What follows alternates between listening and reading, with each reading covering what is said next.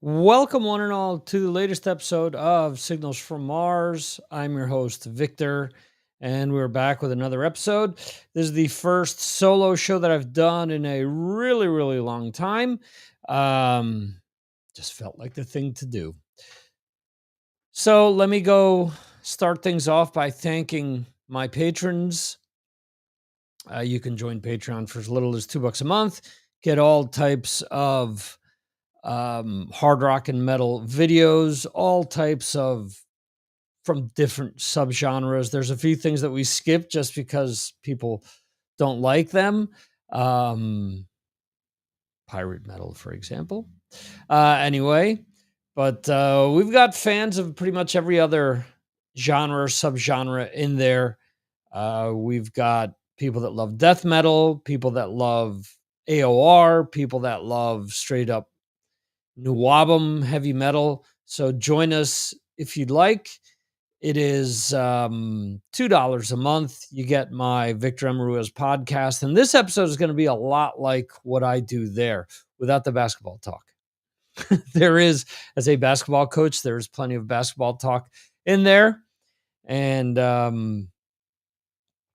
yeah, so this is kind of like a sampling. So if today's episode interests you, then join us on over there. So let me run down the patrons. Let's go oldest to newest. We have Steven Saylor, Steve Hoker, Jeremy Weltman, who's on the last episode, Mike Jones, Mr. Yarg Metal himself, Brad Dahl, Gabriel Ruiz, from the Song Swap Showdown, Chris Vaglio, Metal Dan, Johan Edestrom. We have Ed the Shred Ferguson. We have Anthony Mackie, who has helped design this great logo here. Not that one. That's Derek Riggs, but that's Anthony Mackie. All right. Tony Espin, Decibel Geek Podcast was essentially Chris Sinzak. And lastly, Sean Richmond. There are a few free subscribers. You are welcome to follow for free. You're welcome to try for, I believe it's 7 days for free before joining the full stream, where you do get the podcast, the videos, questions, so on and so forth. I want to also remind you that you can help the show in various ways. If you don't like Patreon, you can do a PayPal donation. You've got the QR code there. You can do a Buy Me a Pizza, which is similar to Buy Me a Coffee. Yes, I am an Amazon affiliate, and depending on what you purchase, I can get a kickback. So we have Amazon US, Amazon UK, Amazon Canada. In any event, if you do go to the Signals from Mars home page, this is a QR code to take you there. But it is signalsfrommars.com. That is your one-stop shopping place where you can listen to old episodes, watch the video replays as well. I'm recording this. It's going to go out tonight. Isn't exactly live, but there's a few shows like this that I will be recording for over the course of this summer. What else? Yeah, if you go to signalsfrommars.com, you'll find merch. You'll find the links to social media and all that great other stuff. All right. So we do have, like I said, merch, a few things here. If you run into any issues, please let me know. There have been some people in the last few months that have reported some hiccups.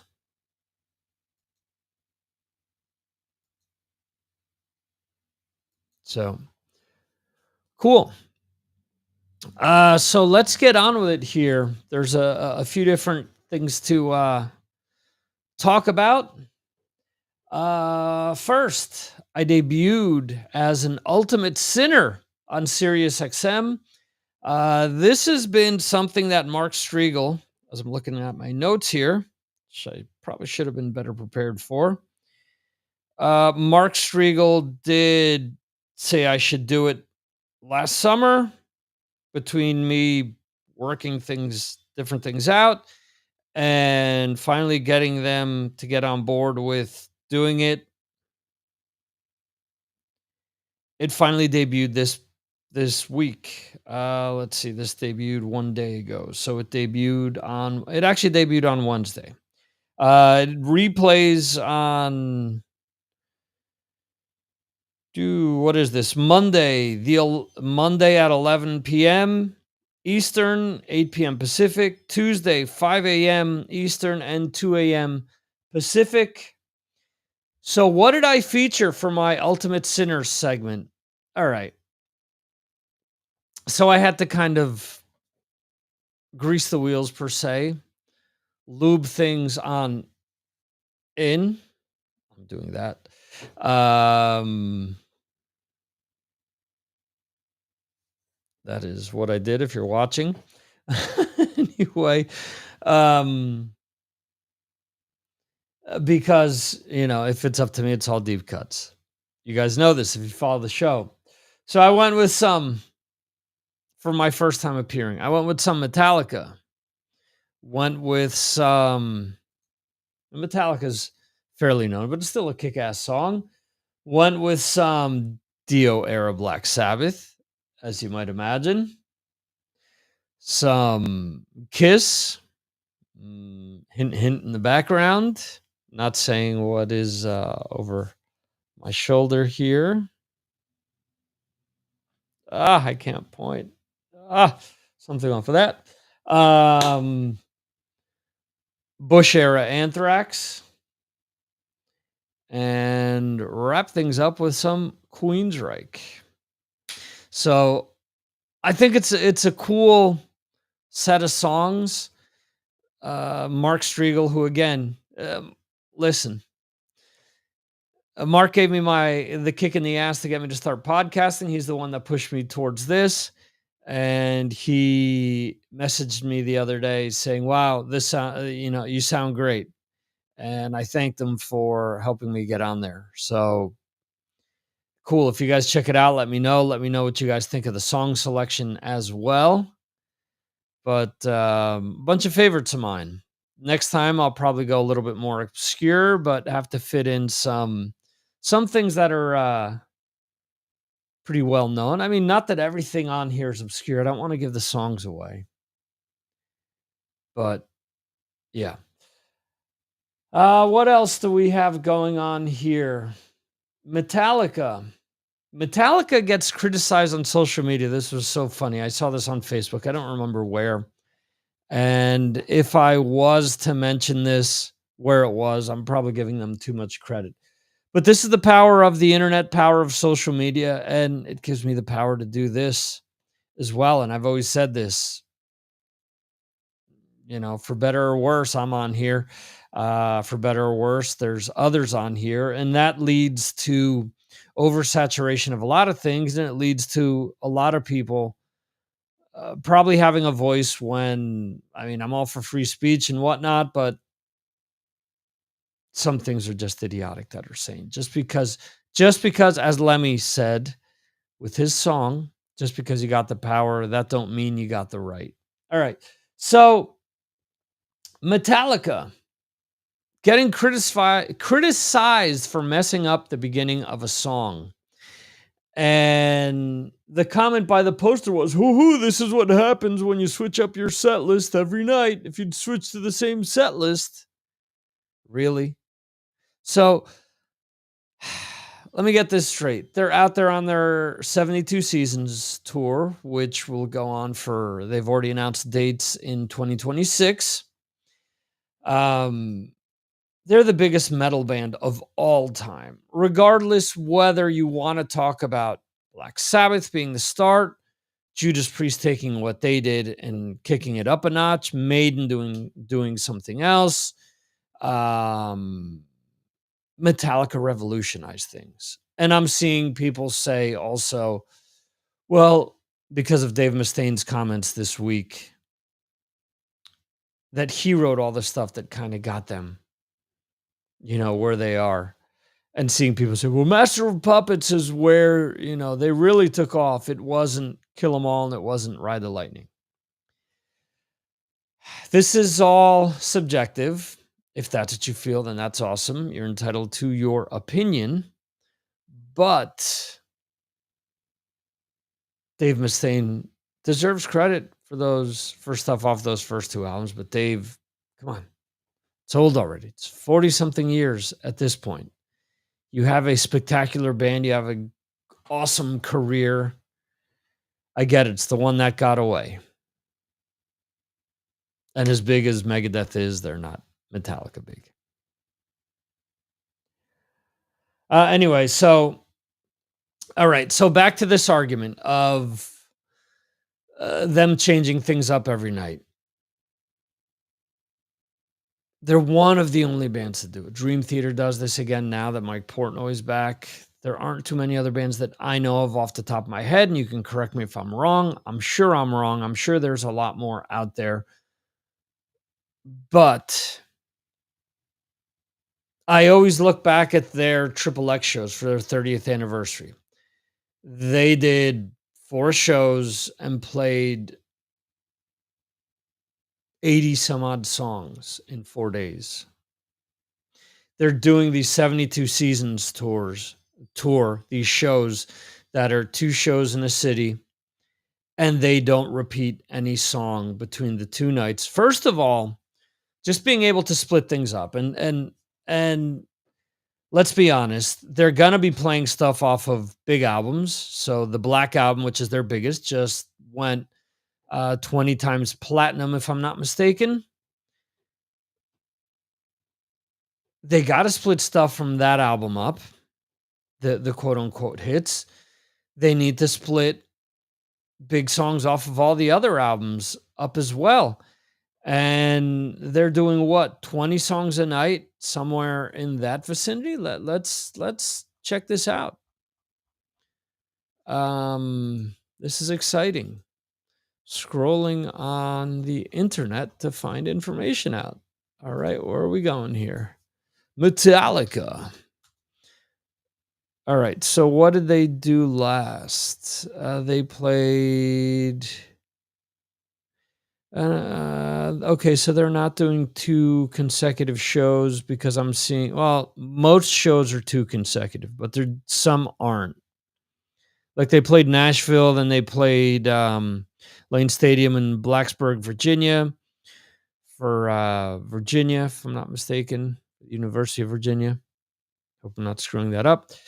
They played Sonic Temple, where they did 2 days there. And let's not do a festival. Let's do Lincoln Financial Field, which they just did in Philadelphia. All right, let's see what they played at both of those shows. Okay, so night 1, they're playing Creeping Death, Harvester of Sorrow, Holier Than Thou, King Nothing, 72 Seasons, If Darkness Had a Friend, Kurt and Rob's Doodle, where they did To Live Is to Die, it says. The Day That Never Comes, Cyanide, Orion, Nothing Else Matters, Sad But True, Fight Fire with Fire, Fuel, Seek and Destroy, and Master of Puppets. All right, so they're doing 16 songs.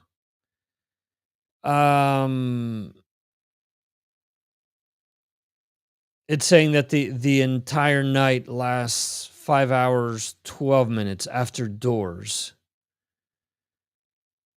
Let's see. So they started at 8:45.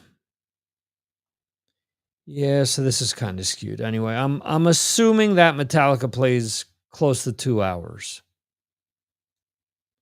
All right, so night number 2, Lincoln Financial Field, Whiplash, For Whom the Bell Tolls, Ride the Lightning, Memory Remains, Lux Eterna, Screaming Suicide, Kurt and Rob Doodle, which is Philadelphia Freedom, Disposable Heroes, and Gonna Fly Now. Then they do Fade to Black, Wherever I May Roam, The Call of Cthulhu, The Unforgiven, Whiskey in a Jar, Blackened, Moth into Flame, One, and Enter Sandman. Again, 16 songs. So you're telling me that you prefer to see them, for example, Brad Dahl, who went to see Saxon a bunch of times recently, and he loves Saxon. Brad really loves Saxon, and his son, Nate, is also becoming a huger Saxon fan. You prefer like a show like Saxon where they're just doing one set list every night, as opposed to doing the same, as opposed to switching things up. I'd prefer, if I'm going two different nights, I'd prefer to see them switching things up. And I get it, these bands, no, there's laser cues and there's light cues and there's this and there's that. And every time that people talk about Metallica being money grubbing, bureaucrats or aristocrats or whatever you want to call them, they do so much shit for their fans that other bands just won't. As a Kiss fan, would I have loved Kiss to play various different songs night after night? Look at what Metallica did here. Okay, you're telling me that people that were fans just of the Black Album are not going to be thrilled that they got Enter Sandman and Nothing Else Matters on one night, Sad But True, and Wherever I May Roam and Holier Than Thou on another night? I mean, come on. It's dumb. It's the laziness of fans and wanting to homogenize everything. It's why recordings are very homogenized now. It's why bands can't wear their own merch. That's lame, man. Yeah, who set that rule up? You can't wear the shirt of that band you're going to see tonight. You can't. No, that's so lame, man. Who set the rules? That's the thing about hard rock and metal. It was set up as rebellion. Rock and roll was rebellion. Why do we have so many rules now built around something that started out as a rebellion? It's almost geared towards being like a religion. Rock and roll, a lot of people say rock and roll is my religion, but we don't have rules to say, well, if you wear this shirt, if you do this, if you do that, you're a poser, man. That's rules that came along the way when people tried to be heavier, more metal, more this, more that. It's just an asinine argument to me.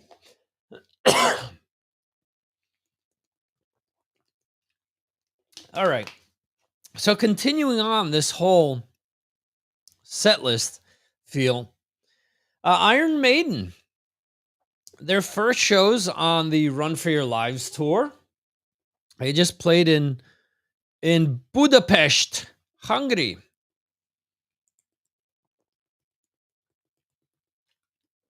Exciting. I got to close everything off here so that there is no noises going on in the background, although you may hear some things. But when the doors are closed, my throat gets dry when I get animated even more. So sorry, drinking some water here, folks. A lot of times I worry about the sound. I worry about how things are perceived, this and that. And then you listen to big shows. It's like, they don't even have their episodes mixed. I'm worrying about things that, oh, you should do this, you should do that, blah, blah, blah, blah, blah. This is the whole list of things. And then it turns out that all these big shows say, let's go as is. Anyway, Iron Maiden, Run for Your Lives tour. I was getting psyched because I was thinking, Bruce is saying that, Simon, the new drummer, sounds more like Clive Burr than he does Simon Dawson than he does Nico. So he's going to give a different feel to some of those Clive era songs and whatnot. And so Iron Maiden starts posting on social media the songs, the set list. And it's funny because they started posting, then they stopped. The social media person forgot, got tangled up. Information wasn't getting to them. I mean, I don't know.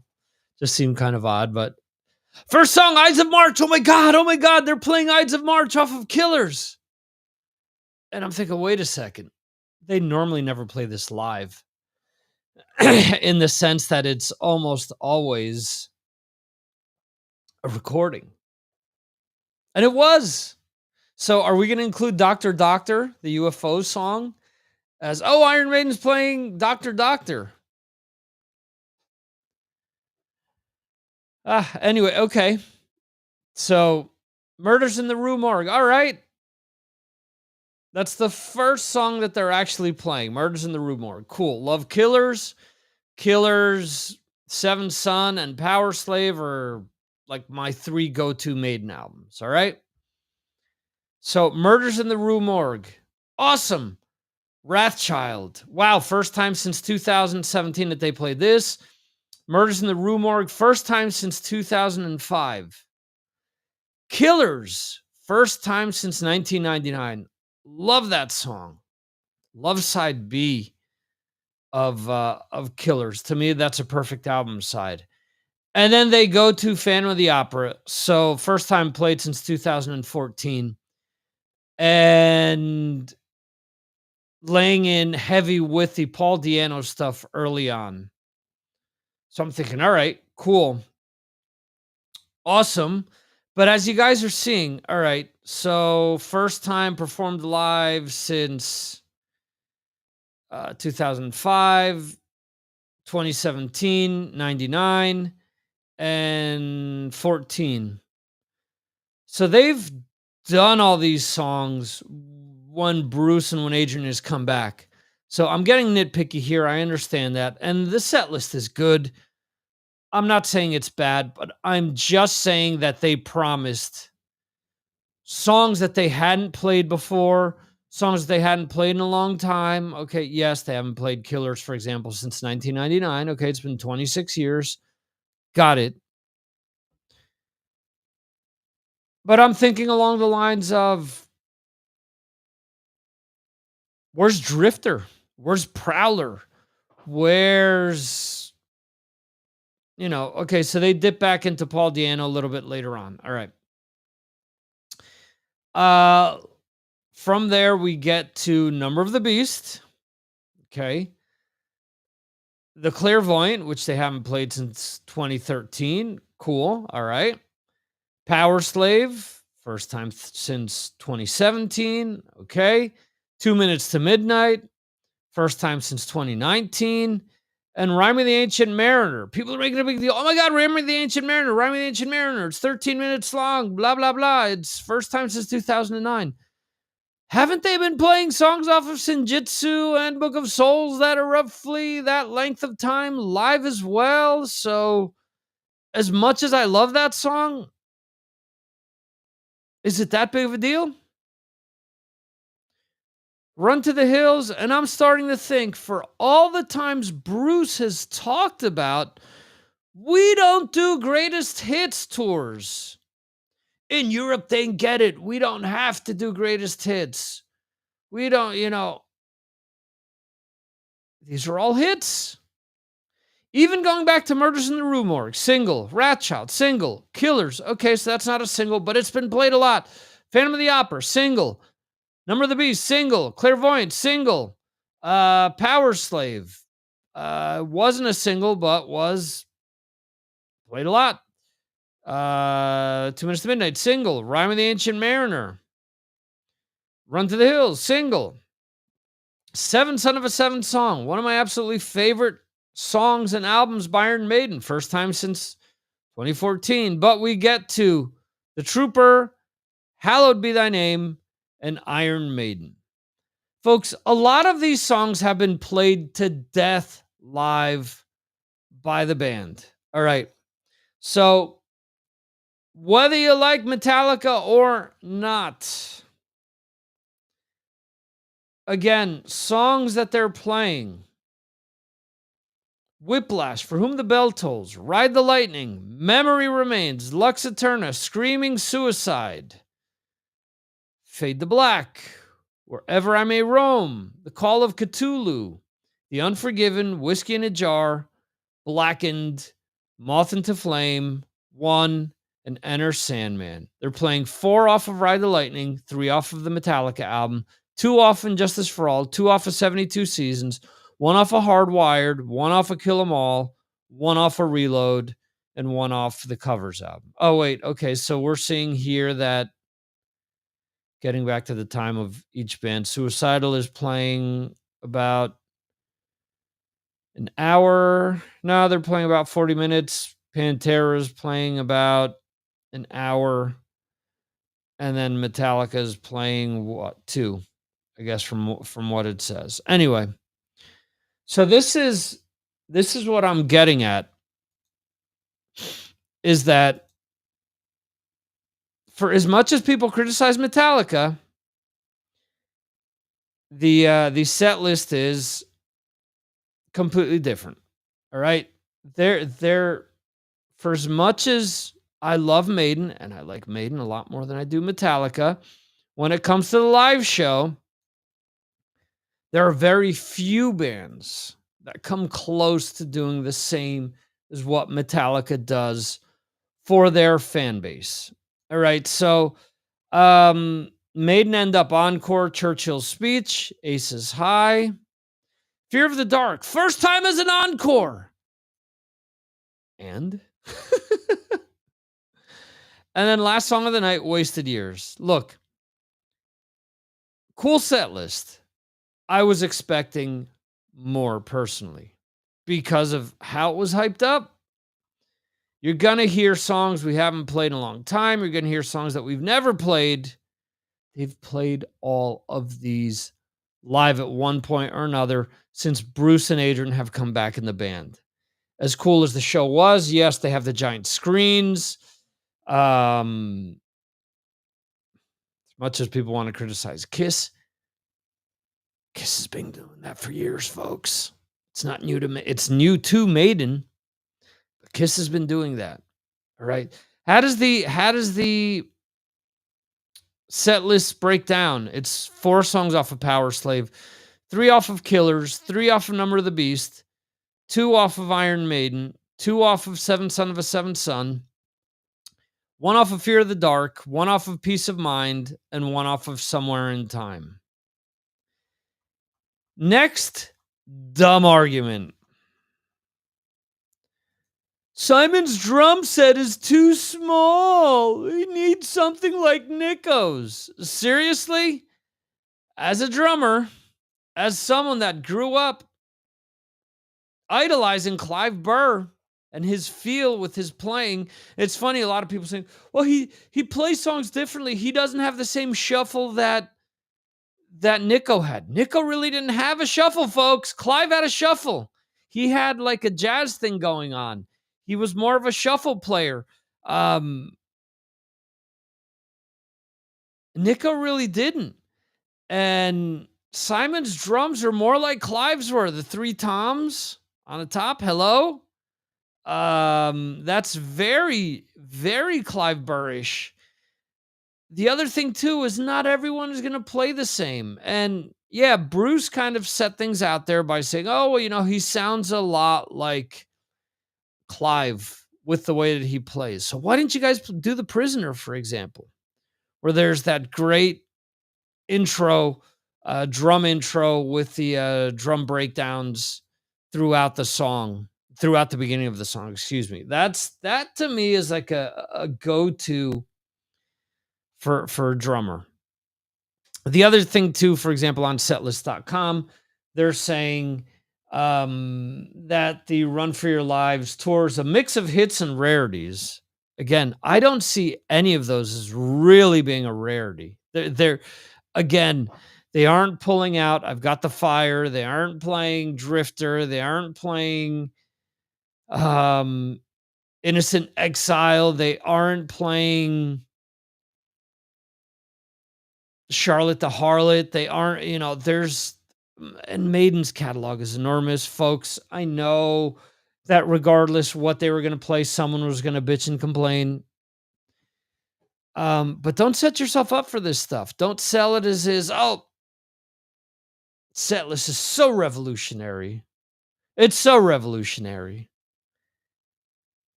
It's going to be huge. It's going to be something that you guys haven't seen in a long time. I just think they fell short with what they were advertising. Good set list. If it was coming remotely close to me and I wasn't tied up with something else, maybe. They're playing in Madrid on the 7th of July. And it just, I have prior commitments. If not, maybe, who knows? This week, speaking of tours, we have things being announced for next year already. I mentioned Metallica has mentioned an upcoming tour, and we now have announced Cruise to the Edge 2026. This will be the 10th anniversary of the Cruise to the Edge Voyage of Mechanical Resonance. Interesting. Is Tesla involved anywhere? But this will be taking place between March 4th and 9th, 2026, Miami, Key West, and Nassau, the Bahamas.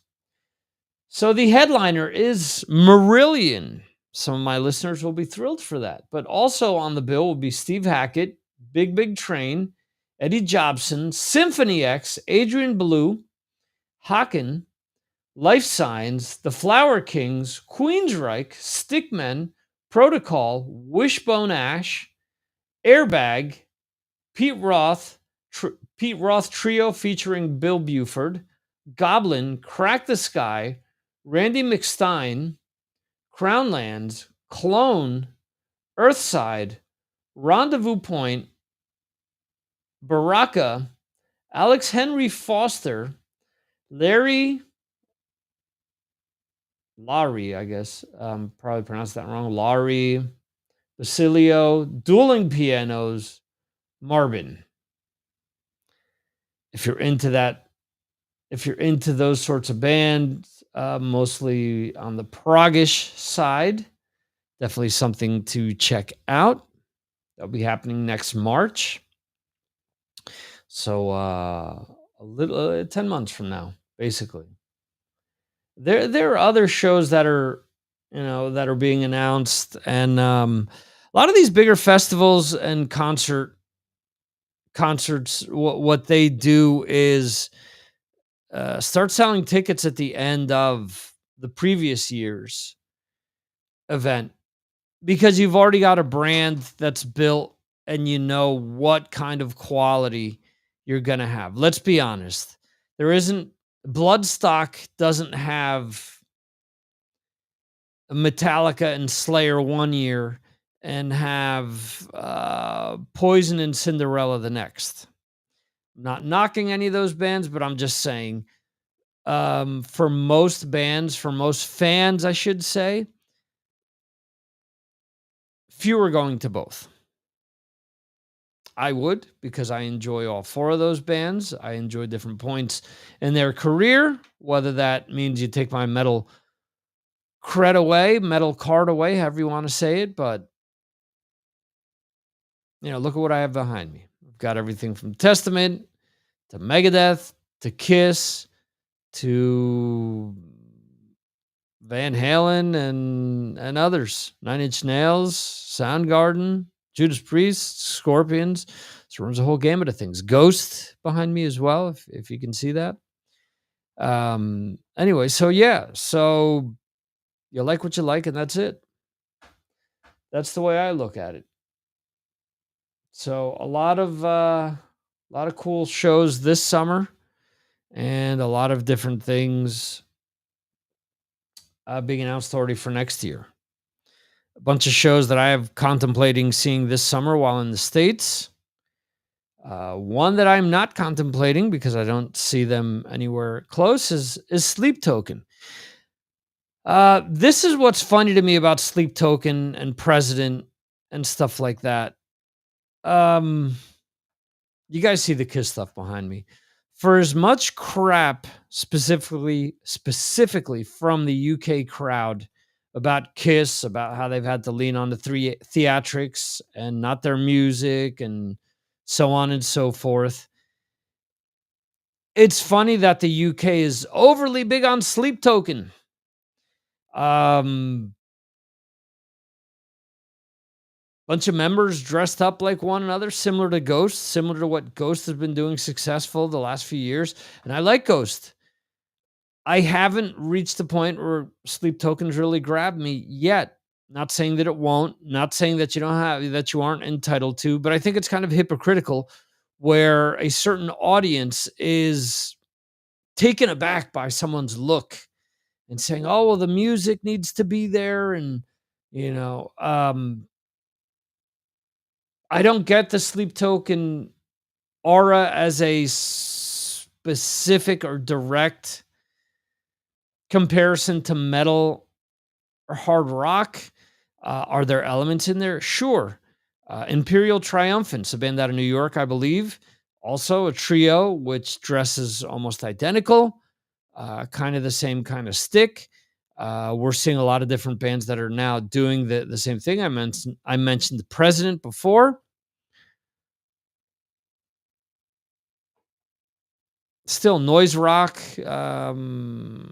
sludge metal at times. There's different aspects. Sleep Token um, mixes in hip hop beats and stuff like that, and people are saying, "Well, you don't get it because you're old." No, I just don't see the correlation. I don't see Slipknot busting out EDM beats in the middle of a song. Is Sid Wilson doing stuff in the background with different adding noises and different things to make songs heavier or creepier? Yeah, but I don't hear like chill ASMR going on in the background with just soothing music. I think that the farthest I will go, Zeal and Ardor, which will mix different things like gospel with heaviness. That I'll go for. And they do have hip hop beats and stuff, but it's mixed with a heavier things. And that's just my opinion. Doesn't mean that it's right or wrong. It's just how I feel. If you enjoy that stuff, that's awesome. More power to you. And Sleep Token is doing stuff at Download and other things this summer, which props to them. And hopefully they're able to keep things going. And hopefully I'm wrong. And a lot of you guys are into them. And yeah, and if you are, check them out. Buy their album. What else? Want to wrap things up real quickly. Something that really warms my heart. My kids are very musically inclined as well. They listen to a lot of different types of music. Some of it is music that I've turned them on to. Some is stuff that they've discovered along the way. But every night when the shower's going, you can hear a Bluetooth speaker blaring, and it's got different types of music playing all the time. Can be hip hop, can be Weird Al, can be, for example, this week I got to hear stuff like Rush's Limelight. Got to hear Heaven Tonight by Yngwie Malmsteen. Or got to hear I Love It Loud by Kiss. They list, again, a lot of different things, but these are things that are directly come from me. I often think about how my parents would play their music all the time and say, "Well, why don't you like our stuff?" Because it's crap. Whereas I'm glad that my kids, same thing, they don't feel the same about my music. So it's awesome to hear that stuff. To hear people say, "Well, you raised them right." No, I don't know about that. I'd prefer them to choose what they want to hear, and if it coincides with some of the stuff that I like hearing, well, that's awesome. I greatly appreciate that they like some of the stuff that I do, and that way it's something to bond over, and it's a way to see shows together, and it's a way to um, spend time when we're going on long trips and whatnot, and you don't see the headphones on. They're checking out what you're listening to. Happens with podcasts as well, where there are certain podcasts that I'll throw on, and they'll really enjoy. And then I'll get, oh, so-and-so has a new episode out. Yeah. So, and then they'll check it out. So there are certain facets like that where things cross over, which I'm thrilled. So when I hear the opposite, how do you do it? My kids don't like, it's like, oh, so sorry to hear.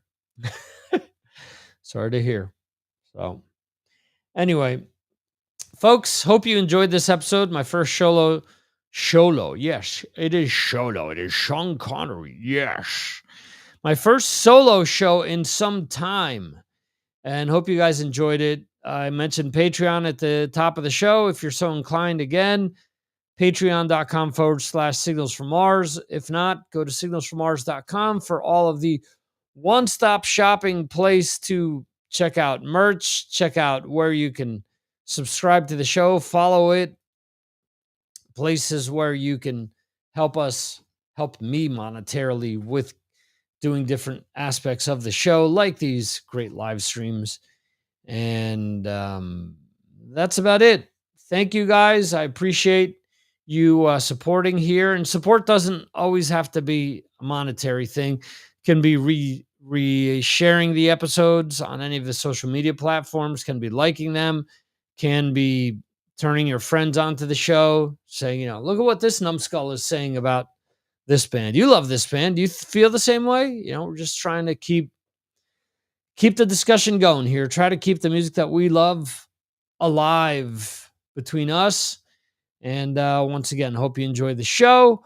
I know there's a million other things you can be watching to or listening to. You could be watching or listening to, and you choose to spend time with me. And to me, that means the world. So thank you. In any event, once again, this is the end of the show. We will see you next time right here on Signals from Mars. See you, folks.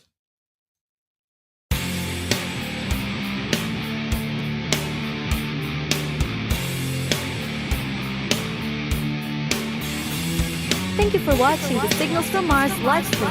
You can watch the show live on YouTube, Facebook, Twitter, and Twitch, or check out replays on YouTube. Go to signalsfrommars.com for more information. This concludes our show.